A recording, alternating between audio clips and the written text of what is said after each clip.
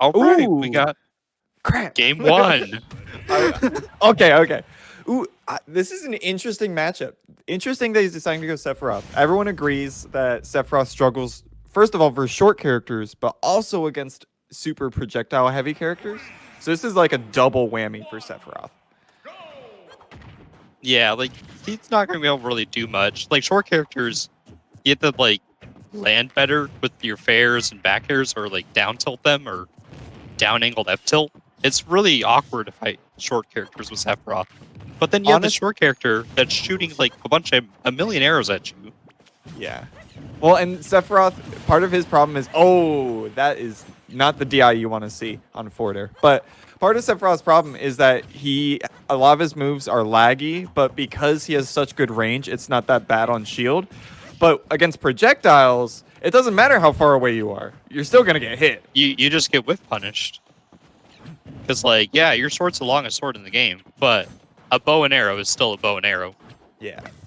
That's Honestly, if you want to play this matchup as Sephiroth, it sounds weird, but you have to counter a lot because you want to counter the projectiles, and then you can hit him when he's trying to approach with the projectiles. yeah, like when they grab bomb and they try and throw bomb into either a grab or a forward air. Oh, great counter right there. And as we're talking, Fatum gets a excellent up smash on platform. It covers the entire platform. It's really hard to land when Sephiroth is charging that. Yeah, and in a tech situation underneath that up smash, it's like they either miss the timing, and that's the only way you don't get hit. But every other option gets covered. It's honestly, the onus is honestly on the Sephiroth for that interaction. Oh, we're starting to see the counters fly. It's almost like he can hear me commentate. Look at that up tilt. Excellent read. Look, knows he's going to jump out of that pressure. Man, he pulled that lead back quick.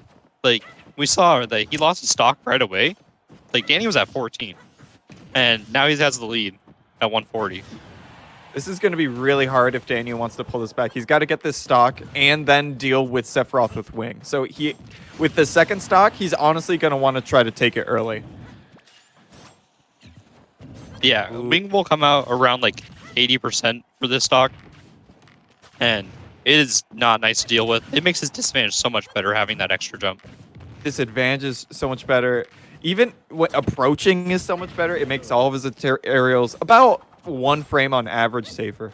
You know, we're focusing so hard on Fatum right now, though, and Danny is just playing this matchup excellently. He's throwing the bombs, he's shooting the arrow, and he's confirming off of every projectile. He doesn't miss those confirms.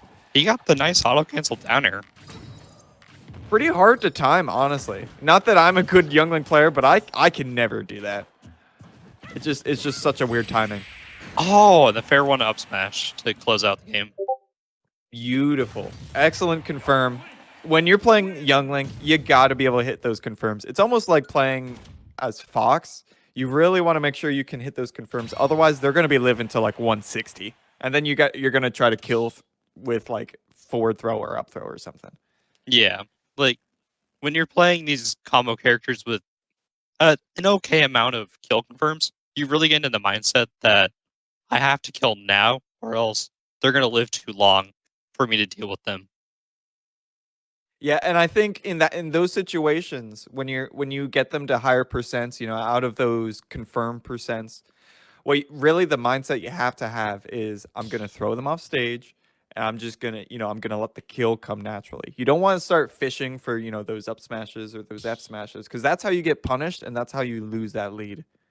Yeah, like you'll see a lot of the clips of people when they throw someone off stage and they go for like an edge guard when they're at 20%, and then they get gimped because they had like double jump during the edge guard when they just wanted to finish the stock. So like, best thing to do when you have the lead is just play it safe, especially when it's last stock. We're commentating this match, but shoutouts to the tournament organizer, AKG Skull, for recording all this gameplay for us. Without him, this gameplay would be gone in the void, and we would only hear about it in whispers. Yeah, it'd be a shame to not see like Danny's youngling be able to like confirm all these off these projectiles, and Fatum. And it's always awesome to see Sephiroth gameplay. You know, he's a relatively newer character. You don't see him as much. He's starting to become a lot more popular, but I personally find a lot of enjoyment out of watching this character. Yeah, no, playing him just gives you so many options, and like you get to play in your own various styles. Danny, with the quick 130% that he puts on Fatum, Fatum's got to find something to bring this back. You don't want to lose wing here, because then it just feels so much worse. That counter almost got it, but the vulnerability between countering and then the hitbox coming out, Danny was able to find a hit. We're starting to see more side beat come out of Sephiroth.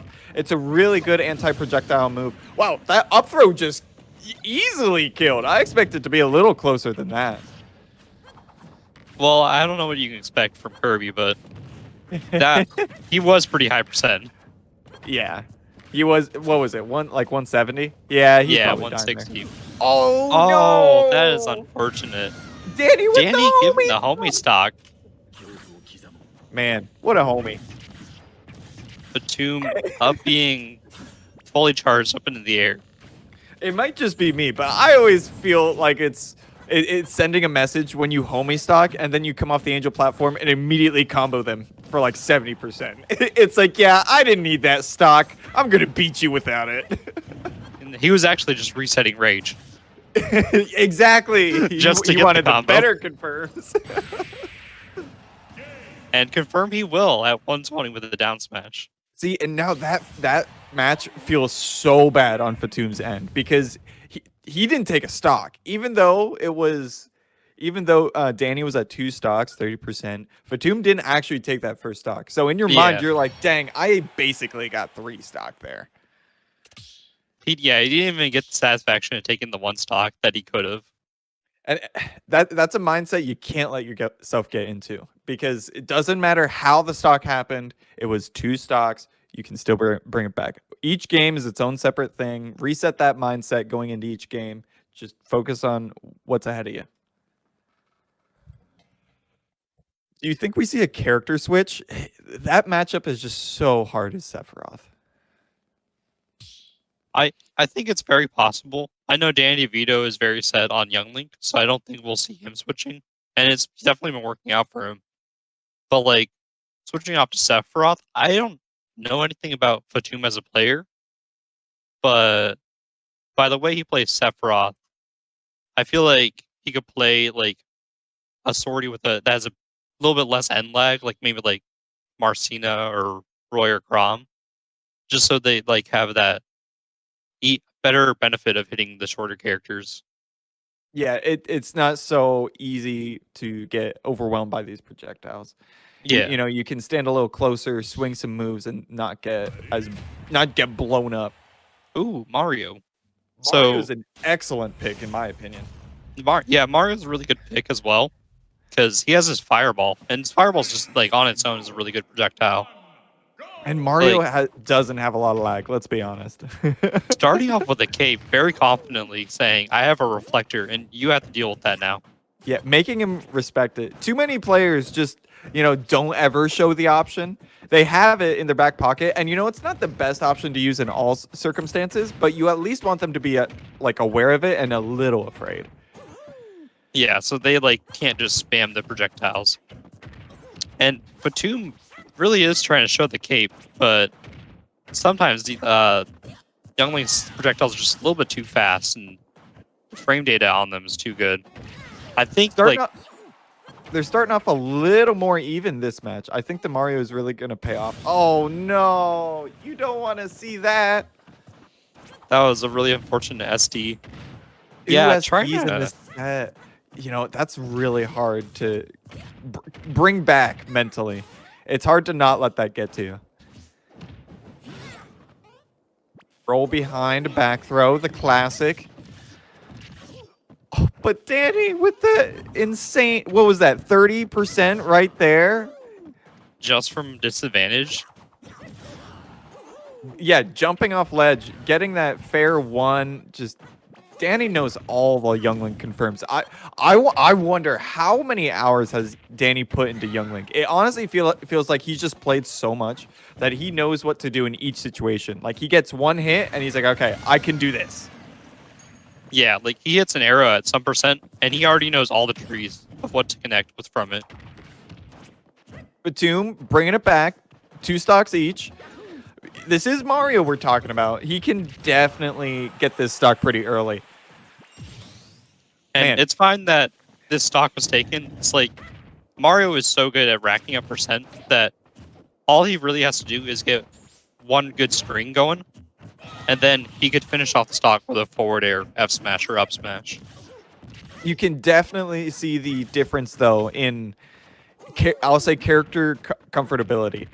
You know, as we were talking about Danny, he hits one hit, and you know he's doing at least 30%. Like, he is making that hit count. Versus Fatum, you see a little bit of hesitation there.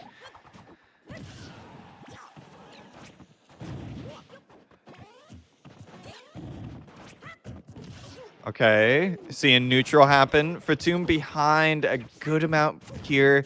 He's really got to make something happen. Hit an up smash, an F smash, some sort of smash attack just to bring this back.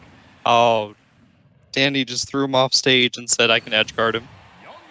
Danny with the clean 3-0. Danny winning the Arcadian, showing everybody that even though he may not have won a tournament and he may not have been in the PR, watch out. He's coming for those spots.